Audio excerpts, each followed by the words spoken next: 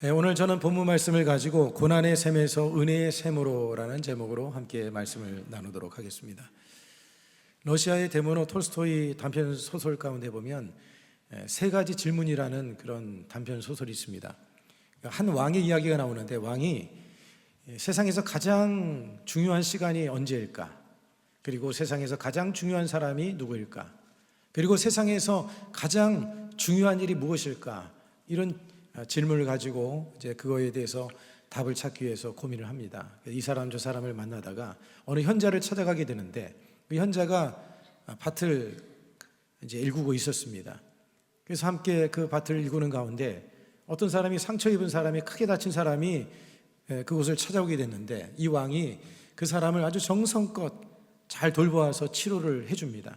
그때 이 현자가 이 왕에게 그 세 가지에 대한 질문을 답을 줍니다. 왕이시여, 가장 중요한 시간은 지금 이 순간이고 가장 중요한 사람은 바로 당신과 함께 있는 사람이며 가장 중요한 일은 그 사람에게 선을 베푸는 것입니다. 그런 대답을 한 것이죠. 여러분, 우리가 인생의 그 마라, 이 쓴물, 고난과 시련의 과정을 지나갈 때에 답은 사실 어떻게 보면 가까이에 있습니다. 그런데 사람들은 오늘 이 단편소리에 나오는 이 왕처럼 엉뚱한 곳에 가서 해답을 얻고자 이렇게 찾아 헤매는 그런 경우들이 있습니다. 여러분, 우리 인생에 진정으로 도움이 되시는 그 주님께서 우리와 함께하고 계시는 줄 믿습니다. 여러분, 그 주님께서 우리의 인생에 함께 하시고 그 전능하신 하나님, 그 가장 존귀하신 분께서 우리 인생의 마라와 같은 그 고통과 어려움의 상황 속에 주님께서 우리를 도우시기 위해서 함께 하시고 계심을 여러분들이 잊지 마시고, 우리가 그 무엇보다도 우리가 예수님을 의지하고 또 하나님을 의지하며 살아가는 저와 여러분이 되었으면 좋겠습니다. 오늘 이 본문의 말씀은요, 인생의 한복판에서 피할 수 없는 쓰디쓴 마라, 그러한 경험을 하고 있는 이들에게 이 마라가 도대체 우리에게 어떤 의미가 있는지, 그리고 이 마라는 우리에게 어떤 우리의 마음을 가지고 우리가 이것을 대해야 되는지, 이 마라에 대해서 함께 생각을 해보고자 합니다. 오늘 이 본문의 말씀은 이스라엘 백성들이 홍해를 건넌 이후에 직후의 이야기입니다. 홍해를 건너고 난 이후에 그들은 구원의 감격에 차 있었습니다. 구원의 감격에 차서 이제 3일 길을 가는 동안에 물이 없는 겁니다. 물이 없는 가운데 그들이 도착한 곳은 수르 광야에 도착을 하게 됩니다. 그런데 이 수르 광야는 물이 메말라 있는 곳이었고, 그래서 이스라엘 백성들은 이 목마름이라고 하는 현실적인 고통을 겪게 되어졌습니다. 3일 동안 그들은 물 한 모금 마시지 못하는 가운데 도착한 것이 이 수르 광야의 이 마라라고 하는 그 오아시스를 발견하게 됩니다. 그런데 이 오아시스의 물을 먹어보니까 이 물이 써서 먹을 수 없는 물이었던 겁니다. 불과 며칠 전까지만 해도 이들은 출애굽의 정말 그 하나님의 영광을 봤습니다. 그리고 홍해를 지나오면서 하나님의 놀라운 그 기적을 기대했는데 그 순식간에 그 기대가 완전히 무너지는 상황이 돼버리고 만 겁니다. 절망하게 되어졌고 그들은 원망과 불평하게 되는 그런 상황에 놓여지게 된 것이죠. 여러분, 우리의 인생도 그와 같은 것 같습니다. 우리가 행복을 위해서, 뭔가 성공을 위해서 막 정말 열심을 다해서 달려가지만 마주한 현실은 쓰디쓴 물과 같이 마라일 때가 있습니다. 그래서 갑작스럽게 불어닥친 건강의 문제, 또 물질적인 경제적인 문제, 또 부모와 자녀 간의 갈등의 문제, 또 여러 가지 그런 관계 단절의 문제들이 우리의 삶에 사실 어떻게 보면 마라와 같은 그런 문제일 수가 있는 것이죠. 오늘 이 본문의 말씀은 인생의 마라를 우리가 바라보고 어떻게 이것을 우리가 대처하고 살아가야 되는가, 이에 대해서 이 본문은 우리에게 교훈해 주는 말씀이라고 할 수가 있습니다. 여러분, 인생의 마라, 쓴 물과 같은 고난을 우리가 만나게 될 때 먼저 우리는 부르짖어 기도해야 하는 것입니다. 마라 앞에 부르짖는 기도. 여러분, 기도가 살길인 줄로 믿습니다. 심리학자 지그문트 프로이드라고 하는 프로이드는 이런 말을 했습니다. 우리가 인생에서 가장 큰 고통을 겪는 이유는 기대가 현실과 다르기 때문이다. 사람들이 뭔가 큰 기대를 했는데 그 기대가 이루어지지 않고 현실의 삶 속에서 기대가 무너질 때에 그 마음속에 큰 고통을 겪게 되어진다는 것이죠. 기대가 큰 만큼 또 실망도 크게 되어지는 것입니다. 오늘 우리의 삶에도 원망과 불평이 생기게 되는 이유가 뭐냐면 기대감이 크다 보니까 그 기대가 꺾였을 때, 내가 원하는 대로 이루어지지 않았을 때 사람들의 마음속에는 이런 원망하는 마음, 또 불평하는 마음이 생겨나게 되어지는 것이죠. 앞서 말씀드렸던 것처럼 이스라엘 백성은 홍해의 기적을 보고 왔습니다. 그래서 그들은 광야를 지나면서 계속해서 기적이 있을 것이라고 생각했습니다. 그런데 막상 그들의 삶에는 마주한 것은 뭐냐면 마라의 쓴물이었던 것이죠. 기대했던 것이 무너지자 이스라엘 백성들은 여지없이 원망하고 불평하는 그런 모습이 되어버리고 맙니다. 왜 우리를 애굽에서 이끌어내어서 이 광야에서 죽게 하는가? 불신앙적인 외침이 그들의 모습 속에 있었던 것이죠. 여러분, 원망의 뿌리는요, 하나님을 향한 신뢰가 무너질 때 원망이 생겨나는 거예요. 하나님에 대한 믿음, 하나님에 대한 신뢰가 사라지면 그 순간 사람들의 마음속에는 원망이 생겨나게 되는 것입니다. 그런데 여러분, 모세는 달랐습니다. 모세는요, 백성들처럼 원망하지 않았습니다. 그리고 백성들을 향해서 소리를 치지도 않았습니다. 그리고 원망하는 백성들과 함께 맞서지도 않았습니다. 모세가 한 것은 뭐냐면 대신 하나님께 부르짖는 것이었습니다. 여러분, 이것이 바로 영적 리더가 해야 될 모습인 것이고 참된 성도가 가져야 될 삶의 모습이라고 하는 거예요. 삶의 마라가 닥쳤을 때, 삶의 고난이 다가왔을 때 원망하고 불평할 것이 아니라 우리는 하나님 앞에 엎드려 기도해야 되는 거예요. 모세의 부르짖음은 하나님께 상달이 되었고 하나님의 응답을 받게 됩니다. 출애굽기 15장 25절의 말씀해 보십시오. 모세가 야훼께 부르짖었더니 야훼께서 그에게 한 나무를 가리키시니. 여기서 부르짖는다고 하는 것은 소리 높여 부르짖는다, 소리 높여 부르짖는다는 거예요. 간절히 외치다, 그것을 말하는 거예요. 여러분, 우리가 기도할 때 이처럼 부르짖어야 됩니다. 하나님 앞에 우리가 묵상으로 기도할 때도 있습니다. 개인적으로 하나님과 기도할 때 묵상으로 기도도 해야 되기도 하겠지만, 그러나 하나님 앞에 우리가 정말 뭔가 소원하고 하나님 앞에 간절히 구할 때는 소리를 높여서 기도해야 되는 거예요. 여러분들이 하나님 앞에 기도할 때 그렇게 소리를 높여 기도할 수 있기를 바랍니다. 사람이 여러분 절박한 상황이 되고 힘든 상황이 되면요, 소리를 지르지 않을 수가 없어요. 오늘 이 모세가 부르짖었다고 하는 것은 하나님 외에는 이 문제를 해결할 수 있는 분이 없습니다. 그런 부르짖음인 것입니다. 하나님, 주님만이 나의 도움이시고 주님만이 나의 힘이십니다. 절박한 마음이 있으면 그렇게 부르짖게 되어져 있는 것이죠. 여러분, 이 마라의 문제는요, 인간의 힘으로는 해결할 수 없는 문제입니다. 모세는 오직 하나님만을 의지하며 주님께 부르짖은 것이죠. 오늘 여러분, 우리가 삶을 살아가다 보면 이 마라의 문제처럼 우리의 힘으로 도무지 어떻게 해결할 수 없는 그런 문제들을 우리가 만날 때가 있습니다. 인간의 힘으로는 해결할 수 없는 그 문제들이 있습니다. 관계의 어려움, 또 질병의 문제, 자녀의 문제, 여러 가지 문제, 우리의 인간의 손을 벗어난 그런 문제들을 만났을 때 우리가 해야 되는 것은 여러분, 하나님께 부르짖는 일인 것입니다. 인생에 여러분 이 마라라고 하는 이 고난을 만날 때에는 여러분, 하나님께서 우리에게 신호를 보내주시는 거예요. 무슨 신호냐? 기도하라는 신호인 것입니다. 자기의 힘과 지혜를 의지할 것이 아니라 사람을 향하여서 원망 불평하는 그런 모습을 가질 것이 아니라 고난의 한복판에서 하나님께 우리는 부르짖어야 할 줄로 믿습니다. 여러분, 다윗도 보십시오. 수많은 그 마라와 같은 고난의 상황들을 다윗도 경험했습니다. 사울왕이 그를 죽이기 위해서 계속해서 그를 쫓아다니지 않았습니까? 정말 어떻게 보면 지겨울 정도로 오랜 시간 괴롭힘을 당했습니다.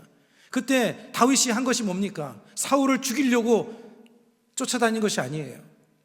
다윗이 했던 것은 하나님께 부르짖는 것이었어요. 나의 힘이 되신 야훼여, 내가 주님을 사랑하나이다. 여러분, 고난이 닥치고 어려움이 닥칠 때 우리가 해야 되는 것은 하나님을 향해서 주님 앞에 나가서 하나님 앞에 부르짖는 것이 바로 진정으로 도움을 받을 수 있는 길임을 여러분들이 잊지 마시기를 바랍니다. 기도를 통해서 다윗은 위기를 극복할 수가 있었고, 기도를 통해서 다윗은요, 하나님과 깊은 영적인 관계로 나아갈 수가 있었던 것입니다. 사람, 우리에게 삶에 고난이 닥치면 어떻습니까? 하나님께 기도하게 됩니다. 기도함을 통해서 하나님과 영적인 깊은 교제를 이루게 되어지고 그 고난이 오히려 복이 되어지는 역사가 일어나게 되어지는 거예요. 여러분, 영국의 설교자 찰스 스펄전 목사님께서는 지독한 우울증의 고통이 있었습니다. 이 목사님인데도 불구하고 지독한 이 우울증의 고통이 있었습니다. 사역에 대한 그 막중한 그런 압박으로 인해서 심리적인 고통도 있었습니다. 그래서 설교를 준비할 때마다 극심한 불안과 절망을 느꼈답니다. 그는 이런 고통을 향해서 뭐라고 정의를 했냐면 내 인생의 찌꺼기라고 했습니다. 내 인생의 찌꺼기다. 그런데 이 고통스러운 상황 속에서 스펄전 목사님은 하나님께 부르짖어 기도했던 것입니다. 그는 이런 말을 했습니다. 나는 내가 겪는 깊은 고통에 대해 하나님께 감사한다. 왜냐하면 그 고통이 나를 그리스도의 발치로 몰아넣었기 때문이다. 그 고통 속에서 스펄전 목사님은 하나님 앞에 간절히 기도했던 것입니다. 그 고통 속에서 하나님 앞에 기도하는 가운데 수많은 사람들에게 위로를 주고 소망을 주는 설교의 밑거름이 되어졌던 것이죠. 여러분, 마라의 고통 속에서 우리는 하나님께 부르짖어 기도해야 될 줄로 믿습니다. 여러분, 그렇게 기도할 때 영적인 성숙이 일어나게 되어지고요, 그리고 하나님의 준비해야 된, 하나님의 예비된 그 해답의 역사를 경험하게 되어지는 거예요. 오늘 이 본문의 말씀해 보십시오. 모세는 하나님께 부르짖었어요. 그러자 하나님께서 한 나무를 가르쳐 주시고 쓴물에 그것을 던지라고 합니다. 그 나무를 가지고 쓴물에 던지니까 쓴물이 달아지는 역사가 일어납니다. 25절의 말씀을 같이 한번 읽어보겠습니다. 모세가 야훼께 부르짖었더니 야훼께서 그에게 한 나무를 가리키시니 그가 물에 던지니 물이 달게 되었더라. 거기서 야훼께서 그들을 위하여 법도와 율례를 정하시고 그들을 시험하실세. 하나님께서 하나님께 기도하니까 하나님께서 한 나무를 가르쳐 줬어요. 여러분, 이 나무는 무엇을 상징하냐면 장차 예수 그리스도의 십자가를 예표하는 것입니다. 쓴물, 죄와 고통을 나무로서, 십자가로서 해결해 주신 거예요. 여러분, 예수님의 그리스도의 십자가는요, 인생의 모든 마라, 인생의 고통과 죄를 해결해 주신 바로 치료와 회복의 나무인 것이죠. 예수님의 십자가가 우리를 치료하고 회복하는 능력이 있는 거예요. 인류의 조상 아담과 하와가 하나님께서 먹지 말라고 하는 선악과 나무를 그가 따먹었습니다. 하나님의 말씀을 불신하고 불신앙하고 불순종하고 죄를 범했습니다. 그 죄의 모든 유전을 받은 모든 인류는 다 그 죄로 인해서 죄의 삭은 사망이라고 했기 때문에 그 죄로 인해서 영원한 지옥 형벌에 떨어질 수밖에 없는, 또 그리고 삶을 살아가면서 저주의 고통 속에서 살아갈 수밖에 없는 그런 존재로 전락한 가운데 마라의 쓴물을 먹고 그들은 삶을 살고 있었습니다. 그런데 예수님께서 이 땅에 인간의 모습을 입고 오셔서 십자가에 못 박혀 죽으심을 통해서 인간의 그 마라의 쓴물을 주님께서 해결해 주신 거예요. 십자가에서 못 박혀 죽으심을 통해서 우리의 모든 죄를 씻어주시고 고난과 저주를 다 주님께서 해결해 주신 것이죠. 베드로전서 2장 24절은 이렇게 말씀합니다. 친히 나무에 달려 그 몸으로 우리 죄를 쓴물을 담당하셨으니 이는 우리로 죄에 대하여 죽고 의에 대하여 살게 하려 하심이라. 그가 채찍에 맞음으로 너희가 나음을 얻었나니. 할렐루야.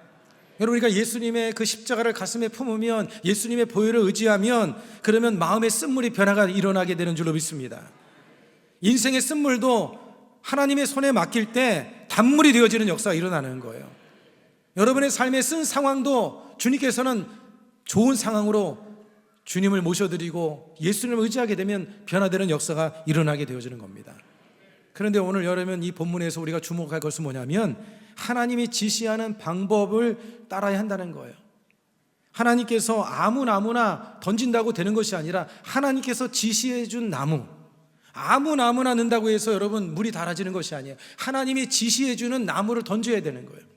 여러분, 하나님의 지시해 주는 나무를 우리가 알기 위해서는 기도해야 되는 거예요. 하나님 앞에 기도하고 나아갈 때 하나님께서 우리에게 그 방법을 가르쳐 주시는 것입니다. 기도하는 자만이 하나님의 지시해 주시는 지혜와 해답을 얻을 수가 있는 것입니다. 여러분의 삶에 고난이 있고 문제가 있고 해결되지 않는 어려움이 있을 때 여러분 부르짖어 기도하시길 바랍니다. 그러면 하나님께서 한 나무, 여러분께서 여러분에게 필요한 방법을 하나님께서 가르쳐 주신 줄로 믿습니다. 그러면 두 번째로 하나님이 마라를 두신 의도가 무엇일까? 왜 하나님께서 마라를 주셨을까? 좋은 물이 있는 곳으로 인도하시면 좋을 것인데 왜 하나님께서 이스라엘 백성을 쓴물이 있는 그 마라로 인도하셨을까? 하나님께서 마라를 두신 의도가 무엇인가? 여러분, 하나님께서 잠시 딴 생각을 하고 계셔서 하나님이 잠시 졸아서 이스라엘 백성이 그렇게 간 것입니까? 그렇지 않습니다. 오늘 여러분 본문 24절 하반절에 보면 그 해답을 우리가 알 수가 있는데요, 거기서 야훼께서 그들을 위하여 법도와 율례를 정하시고 그들을 시험하실세. 뭐 하실세요? 시험하실세. 여러분, 시험하다는 것은요, 증명하다, 확인하다, 이런 뜻을 가지고 있어요. 그러니까 하나님께서 이스라엘 백성을 마라의 환경을 허락해 주신 이유는 뭐냐면, 이스라엘 백성이 정말로 하나님을 신뢰하는지 안 하는지, 이스라엘 백성들이 순종하는지 안 하는지, 그것을 테스트하셨다는 거예요. 여러분, 이스라엘 백성들은요 3일 만에 쓴물 마라를 만나게 됐습니다. 여러분, 이 마라라고 하니까 우리 요즘에 젊은 청년들이, 아이들이 먹는 마라탕을 얘기하는 것이 아닙니다. 그 마라와 그 마라는 다릅니다. 어쨌든 여러분, 이들이 3일 만에 마라를 만났는데, 성경의 이 3일이라고 하는 것은 종종 시험의 기간을 의미합니다. 시험의 기간. 아브라함이 이삭을 모리아 산으로 제물로 드리기 위해서 데려갈 때 3일이 걸렸습니다. 여러분, 그 3일 동안 아브라함은 얼마나 많은 고민이 있었겠습니까? 아마 온탕nen탕 왔다 갔다 하지 않았나 저는 생각이 듭니다. 그리고 에서는요 민족을 위해서 3일 동안 금식했습니다. 요나는 3일 동안 물고기 뱃속에 있었고, 예수님께서는 3일 만에 부활하셨죠. 여러분, 이 3일이라는 시간은 시험의 시간입니다. 번민하고 갈등하고 신앙적으로 흔들릴 수 있는 그런 시간이 바로 이 3일의 시간인데, 여러분, 하나님께서 이 마라를 허락하신 것은 뭐냐면, 이 마라는 우리의 감추어졌던 내면을 드러나게 만드는 거예요. 우리의 내면이 드러나게 되어지는 겁니다. 잘 될 때는 순종이 될 수가 있고요, 잘 될 때는 그 사람이 어떤 사람인지 알 수가 없어요. 다 좋아 보입니다. 그런데 인생의 마라가 다가오고, 인생의 고난이 다가오고, 인생의 어려움이 다가왔을 때에 그 사람의 진가가 드러나는 거예요. 그 사람의 믿음의 진정성이 드러나게 되어지는 거예요. 광야는 인생의 밑바닥을 드러나게 만드는 것이죠. 내가 어떤 사람인지를 알 수가 있게 되어지는 것입니다. 마라의 고통 앞에 여러분, 이스라엘 백성들은 선택의 기로에 섰습니다. 원망과 불평함을 통해서 영적인 침체에 빠질 것인지, 아니면 감사와 순종으로 나아갈 것인지, 그들은 그 기로에 서 있었던 거예요. 여러분들의 삶에도 마찬가지인 거예요. 고난이 다가오고 어려움이 다가올 때 그 상황에서 원망하고 불평할 것인지, 아니면 그 가운데서 감사와 순종을 선택할 것인지, 우리는 항상 그 선택의 기로 속에 사는 것이죠. 여러분, 이 선택은요 영적 성숙도를 보여주는 시험대가 되어지는 것입니다. 사실 여러분, 이스라엘 백성들에게 있어서 물이 썼던 것이 아니라, 물이 썼던 것이기도 하지만 사실 이스라엘 백성들의 마음이 썼던 거예요. 그들의 마음이 썼던 것이죠. 여러분, 사람들은요 어려움이 닥치게 되면 원망의 대상을 찾습니다. 누군가를 탓하려고 하고 누군가를 원망하고 싶은 이런 마음이 생겨나게 되어지는 거예요. 마라의 쓴물이라고 하는 고난이 우리에게 다가왔을 때 우리는 우리의 마음을 점검해 봐야 되는 거예요. 우리의 마음에 이런 원망하는 마음이 없는지, 누구를 탓하는 마음이 우리의 마음에 없는지, 우리의 마음을 점검해 봐야 되는, 우리의 마음 안에 쓴뿌리가 있는지를 점검해 봐야 하는 것입니다. 여러분, 그런 상황 속에서 원망과 불평을 선택할 것이 아니라 믿음으로 감사를 선택할 수 있는 삶이 되기를 축복합니다. 여러분, 감사는요 기적을 만듭니다.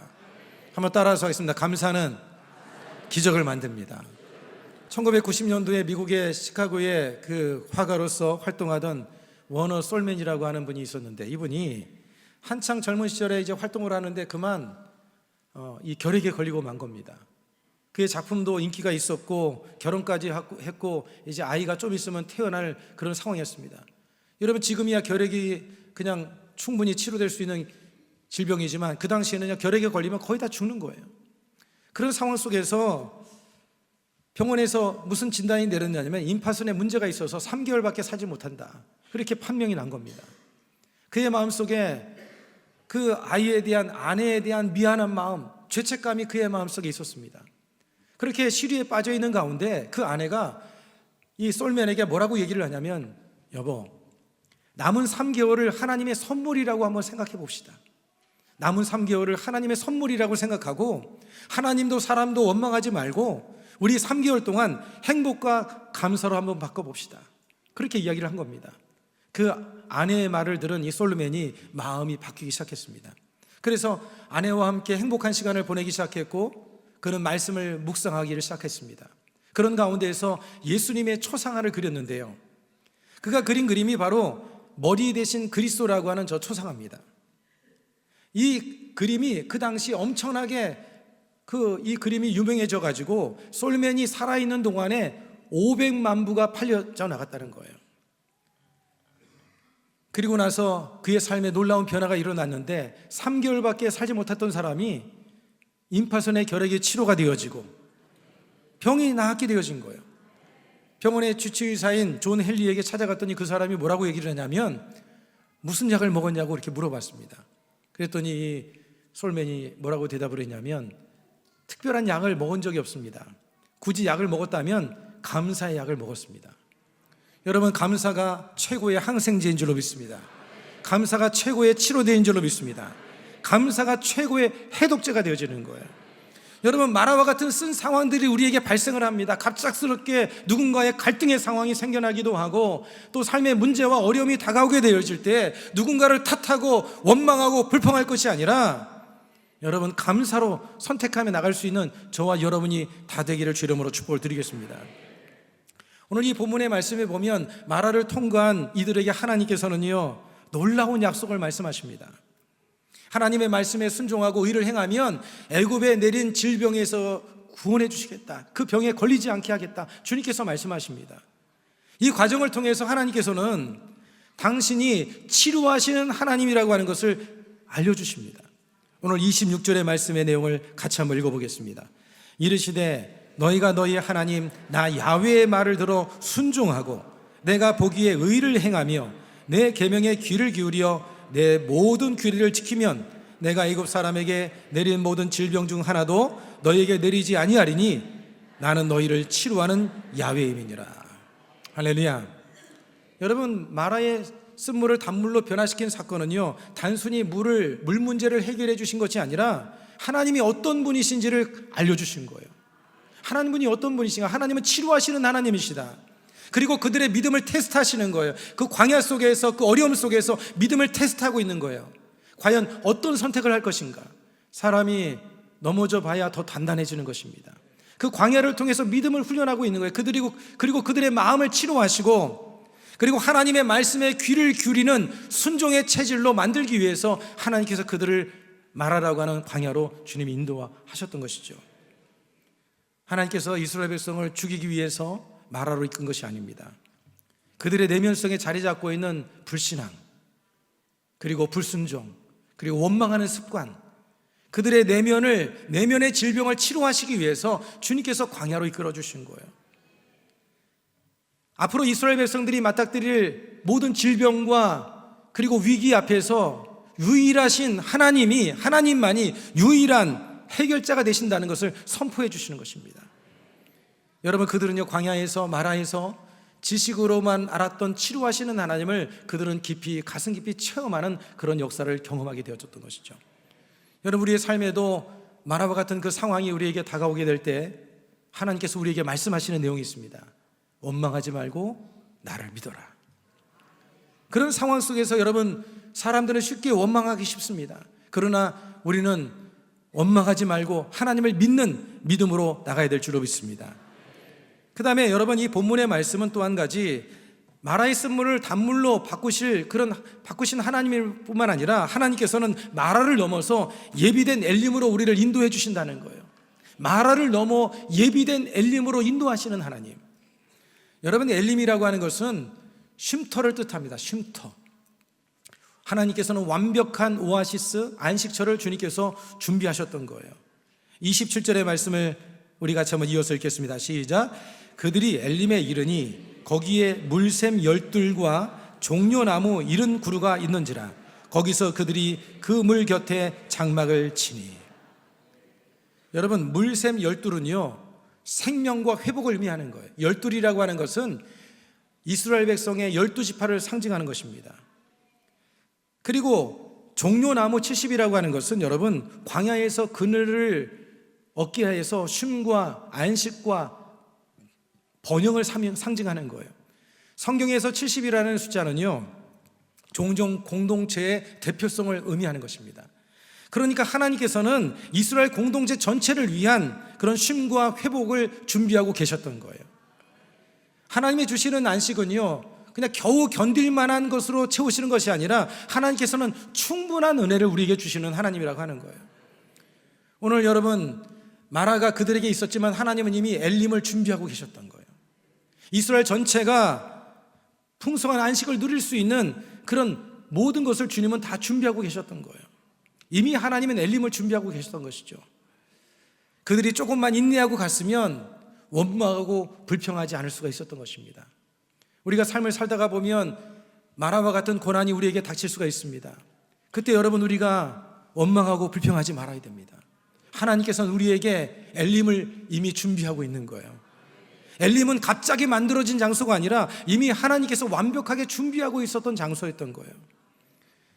우리 인생길에 여러분, 마라와 같은 상황이 펼쳐진다 할지라도 그 너머에 예비된 하나님의 그 엘림, 야훼일에 하나님이 함께 하신다는 사실을 여러분들이 잊지 않고 살아가기를 주님의 이름으로 축복을 드리겠습니다. 여러분, 오늘 우리에게 있어서 인생의 엘림이 무엇일까요? 여러분, 우리에게 엘림은 무엇보다 천국이 엘림입니다. 천국, 영원한 천국.